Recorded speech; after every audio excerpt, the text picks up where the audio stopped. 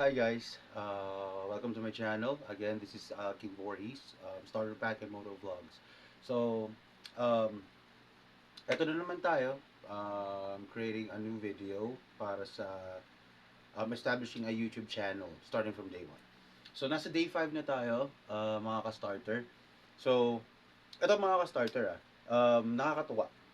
Nakakatuwa because apart from welcoming all of you guys is I would like to welcome as well our new subscriber na nag-subscribe siya sa YouTube channel ko, and I don't know this guy. So this is a random guy na nag-subscribe, and before siya mag-subscribe nag-comment muna siya sa previous video ko that was from yesterday. That's, I guess that's the 4.1, sa day 4.1. Nag-comment siya doon. So I would like to shout out boss uh, Artisan Art dash R2R. Big shoutout sa iyo, boss. Maraming salamat po sa pag-subscribe sa aking channel. And ang inano niya po, ang kinoment niya is ito, here. Okay. So, yung first comment niya was, I'm actually searching dito sa aking laptop. Ayan. Sabi niya here, new supporter here, keep it up. Pero sana gumawa ka ng paraan para mapalakas mo ang audio mo para maintindihan ka namin. So, with that being said, kasi yun pa rin talaga yung challenge natin. So, akala natin kahapon, magiging okay because of the Bluetooth headset. Pero, yun hindi pala. So, anyway, and then, after that, nag-comment din siya ng mahina ang audio mo, boss. Gamit ka ng lapel mic. So, to tell you guys honestly, this is the first time I've heard about lapel mic. So, I'm not sure, hindi ako aware about lapel mic. But since Boss Artisan Art gave me that advice, gagawin natin yon. So, ginawa ko siya. Umorder na po ako, Boss Artisan. Big shoutout sa'yo. Ng lapel mic. So, probably in a couple of days, baka ma-receive ko na siya. So, hopefully, mas maging better na yung audio ko. So, yun. So, i-welcome natin siya, mga ka-starter, si Boss Artisan Art. So, moving forward, guys, so I would like to discuss nga some observations then from the past few videos na ginawa ko comparing now, kasi syempre may gradual movement tayo eh. Slow paced, very slow paced. Uh, but the good thing here, ayun nga, may progress. So, sana ma-appreciate nyo guys, lalo na dun sa mga gusto mag-umpisa, na magre-reflect kasi ang progress ng YouTube channel ninyo depende sa efforts na binibigay ninyo. Katulad ng one, sharing your live, I'm sorry, sharing your videos, mapa content video man yan or short videos, share mo sa mga friends mo, families, relatives. Sila naman talaga yung unang malalapitan eh. So, isa na yun. So, big shoutout din sa mom ko dyan, and of course sa partner ko, sa ninang ko, and so and sa mga kakilala ko at relatives ko dyan. So, thank you so much sa pag-support sa akin. So, yun nga, um, yung observation and challenges ko. One would be yung, of course, the views, the subscribers. So, guess what? Isa. So, yun nga si Boss Artisan Art yung nadagdag. Just one day. At least meron pa rin kahit pa paano. Isa. So, hindi pa tayo nasisiruan, guys. Hindi pa tayo nakakasiro kasi yesterday nakakuha tayo ng isa. Tapos ngayon nakaisa ulit tayo. And nagbigay pa siya ng advice sa akin, which I really appreciate. And then may consistent views. So yun lang siguro yung yung kumbaga na notice ko na medyo consistent. Magkakaroon talaga siya ng views. Imposibleng hindi, lalo na kung may content ka tapos hindi mo lilituhin yung algorithm. Kasi yung algorithm mag-iiba-iba yan kapag na recognize niya na nag-iba ka ng content eh. Title mo, tapos yung thumbnail mo. Kaya if you guys would notice, yung thumbnail ko pare-parehas. Ang iniiba ko lang is yung the number of day. Why? Kasi gusto kong ma-follow ng algorithm at ma-suggest ni YouTube yan sa iba't ibang tao. So may ano yon, isa sa mga gusto kong i-take down ninyo.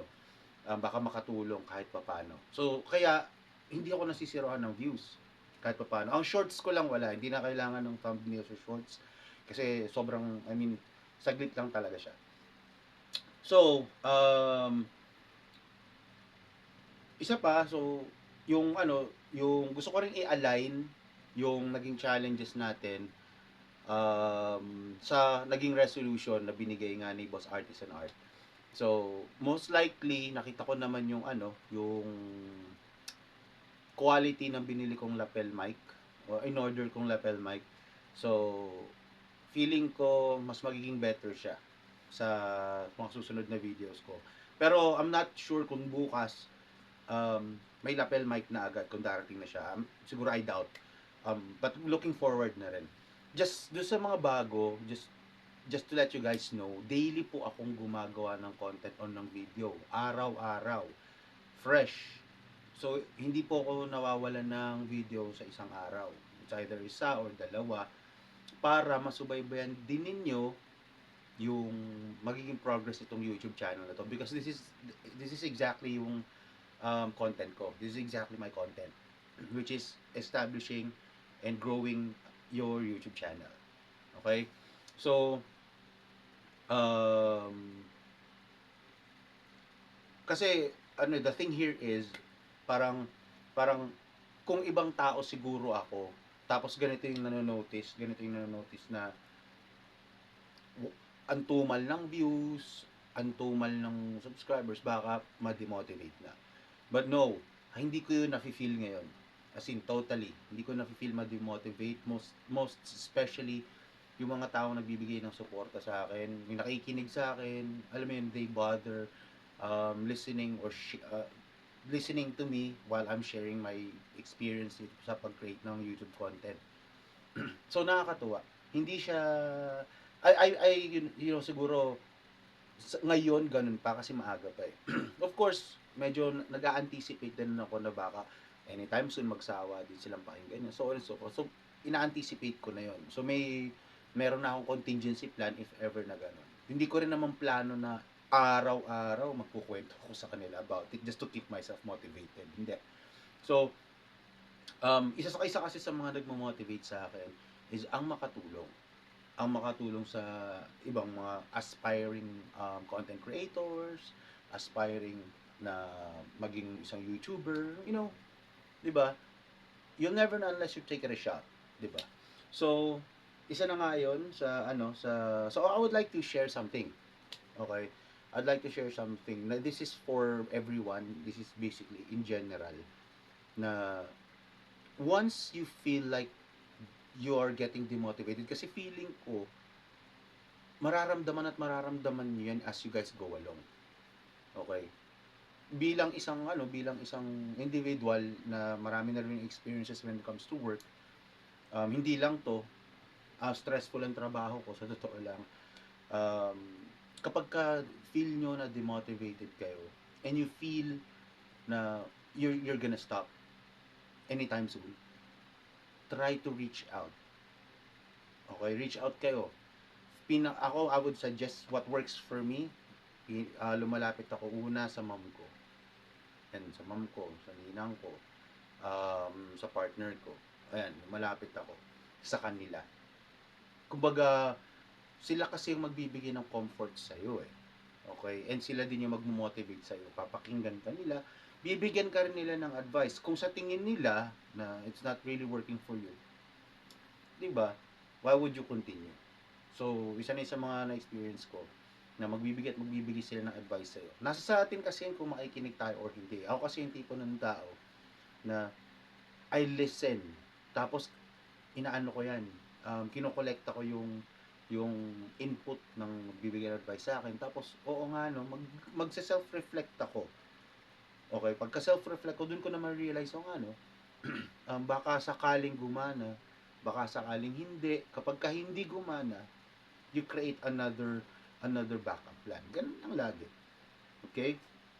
So, yun lang naman. And then, again, open pa rin po ang aking comment section sa sa mga advices ninyo, suggestions, constructive criticism, and all that. Oh, by the way, gusto ko palang i-add, I just got verified um, by YouTube. Verified in a way na pwede na daw akong gumamit ng advanced settings.